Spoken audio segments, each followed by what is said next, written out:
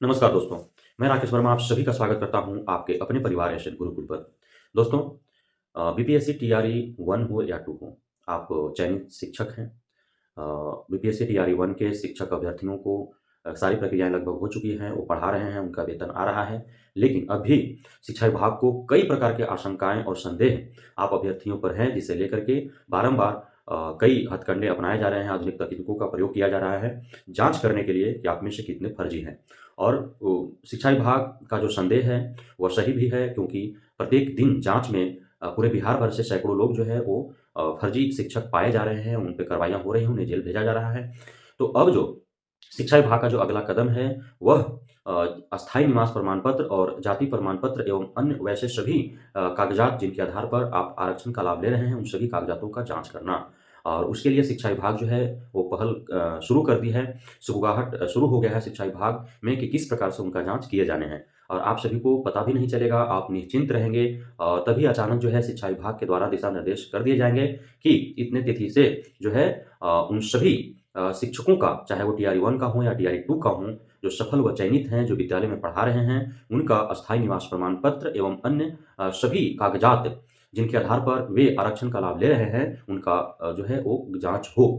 और जब जाँच होगी तो आप सभी को पता है, आप खुद उसका कमेंट बॉक्स में आपने कई बार जो है आपने कहा है, जो इससे में संलिप्त हैं, उन्होंने खुद ही स्वीकार किया है कि हमने बिहार में जो है ज़मीन लेकर के और वहाँ से अस्थायी निवास प्रमाण पत्र, जाति प्रमाण पत्र बनवा कर के और शिक्षक बने हैं, आरक्षण का लाभ लिए हैं। या फिर बहुत सारे ऐसे हैं जो कमेंट बॉक्स में बोलते हैं कि मैं ऐसे 15 लोगों को जानता हूँ, 20 लोगों को जानता हूँ, ये झारखंड के इस जिला का है या यूपी का इस जिला का है या बिहार के यहाँ से जो है अस्थायी निवास प्रमाण पत्र, जाति प्रमाण पत्र बनवा कर के और वह नौकरी कर रहा है, कोई जाँच नहीं हो रहा है। तो इस प्रकार से आप सभी भली-भाँति जानते हैं, जो हैं वो खुद ही जानते हैं कि वो गलत हैं और उनके बारे में उनके बगल आस-पास वाले भी जान रहे हैं। और यह कहीं न कहीं जो है, मामला जो है वो शिक्षा विभाग तक पहुँचा है क्योंकि आपने देखा थंब इम्प्रेशन, एम आधार से आधार, फ़ोटो मिलान, आपका नाम मिलान या फिर क्यूआर स्कैनर से क्यूआर कोड जो भी आपके आधार पे है, आपका एडमिट कार्ड पर है और बंधी नियुक्ति पत्र पे है, ट्रेनिंग एंड ओरिएंटेशन लेटर पर है, आपका योगदान पत्र पर है, आपका विद्यालय पदस्थापना प्रपत्र पर है। ये सब जाँच की आवश्यकता क्यों पड़ी? इसकी आवश्यकता तो थी नहीं। लेकिन इसलिए कि कुछ जो है फर्जी अभ्यर्थी पकड़े गए अचानक और पकड़े गए तो लगा शिक्षा विभाग को कि ऐसा जब 1-2 जिला में जो है दर्जन भर जब फर्जी शिक्षक हैं, तो पूरे 3800 जिला में यदि जाँच किया जाए, तो सैकड़ों नहीं बल्कि हज़ारों की तादाद में ऐसे फर्जी शिक्षक होंगे और सही भी है। प्रत्येक दिन आपको खबरें मिल रही हैं समाचार पत्रों के माध्यम से, विभिन्न सोशल मीडिया के विभिन्न प्लेटफ़ॉर्मों के माध्यम से, न्यूज़ चैनलों के माध्यम से कि रोज़ जो है सैकड़ों की तादाद में जो है फर्जी शिक्षक अभ्यर्थी पकड़े जा रहे हैं। किसी का फ़ोटो नहीं मिल रहा है, किसी का थंब नहीं मिल रहा है कि नहीं? तो उसी प्रकार जो है अब शिक्षा विभाग अगला कदम जो है उसका उठने वाला है और कड़ा रुख अपनाने वाला है। क्योंकि फर्जी अस्थायी निवास प्रमाण पत्र और जाति प्रमाण पत्र या अन्य प्रमाण पत्र बनवा करके जो आरक्षण का लाभ लेते हैं, उसके विरुद्ध माननीय कोर्ट, चाहे वो विभिन्न राज्यों के हाई कोर्ट का बात किया जाए या फिर सुप्रीम कोर्ट का बात किया जाए, तो उसके लिए सख्त नियम कानून हैं और उन पे जब गाज गिरेगी, तो उन पे और कठिन कार्रवाइयाँ होगी। क्योंकि इसमें है ये 100% सत्य है कि हज़ारों की तादाद में ऐसे शिक्षक हैं, जो दूसरे राज्य के हैं, हमारे बिहार के पड़ोसी राज्यों के हैं, या फिर अन्य राज्यों के हैं और वे जो है जहाँ जिसको जैसे जुगाड़ बन पाया, वे प्रखंड स्तर पे चूँकि बिहार में ऑनलाइन जो है वो बनवाने की प्रक्रिया है और सिर्फ़ जो सीओ वेरीफ़ाई कर देता है, उसके बाद जो है अस्थायी निवास प्रमाण पत्र और जाति प्रमाण पत्र बना दिए जाते हैं। तो वहाँ पे जो है अपना जुगाड़ लगा कर के और जैसे भी कुछ लोग जो हैं वो बिहार में ज़मीन ले ली। अब बताइए कि ज़मीन पड़ती है, तो वहाँ के आप अस्थायी निवासी कैसे हो गए? पड़ती ज़मीन पे कोई कैसे हो जाता है? नहीं ना हो सकता है। आपका यदि बिहार में मकान है, तो आप माना जा सकता है कि हाँ, आप रह रहे हैं यहाँ पे अस्थायी रूप से बचपन से आप रह रहे हैं। उसके बावजूद अब जो जाति प्रमाण पत्र बनता है, वो पिता के नाम से होता है। तो अब पिता आपके कहाँ के हैं? क्योंकि जो महिलाएँ दूसरे राज्यों की हैं, जिनका विवाह बिहार में हुआ है, आप देख पाते हैं कि वो भी जातिगत आरक्षण नहीं लेते हैं।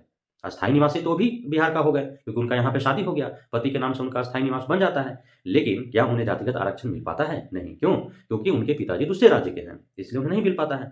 तो आपका यदि दूसरे राज्य के हैं, आपका यदि बिहार में मकान भी है या फिर आपका जगह ज़मीन भी है और आपके पिताजी यदि दूसरे राज्य के हैं, आपका वंशज दूसरे राज्य का है, आपके पिताजी का एड्रेस दूसरे राज्य का है, तो फिर जो है आप कैसे बिहार में आकर के और जातिगत आरक्षण आप ले पाने में सक्षम होंगे? नहीं होंगे, आप खुद ही समझदार हैं।